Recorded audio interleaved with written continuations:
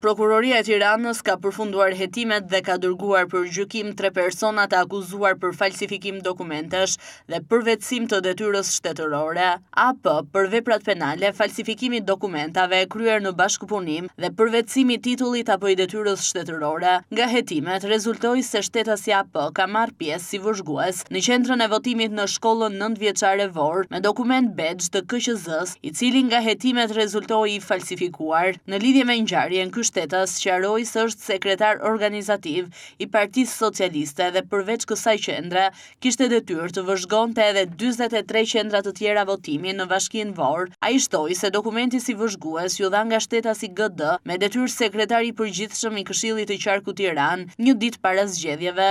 Shtetasi GD pretendoi se e tërhoqi dokumentin badge si vëzhgues nga Komisioni Qendror i Zgjedhjeve, ndërkohë që rezulton se nuk ka firmosur në një shkresë për këtë veprim. Hetimet e prokurorisë pranë gjykatës së shkallës së parë të jurisdiksionit të përgjithshëm Tiranë zbuluan se shtetasi AP nuk ishte i regjistruar si vëzhgues në KQZ dhe nuk kishte një dokument zyrtar të lëshuar nga ky institucion. Nga hetimet rezultoi se dokumenti falsifikuar u përdor nga shtetasi AP ditën e zgjedhjeve pranë qendrës së votimit në ambientet e shkollës 9 vjeçare Vor. Me vetdije dhe veprimi u krye në bashkëpunim me shtetasin GD dhe MX, sekretare në zyrën e protokollit në Komisionin Qendror të Zgjedhjeve, të cilën ndihmuan në sigurimin e dokumentit fals. Në analizë të fakteve të sipërpërmendura, arrihet në përfundimin se këta shtetas kanë konsumuar veprat penale për të cilat akuzohen, thuhet në njoftim.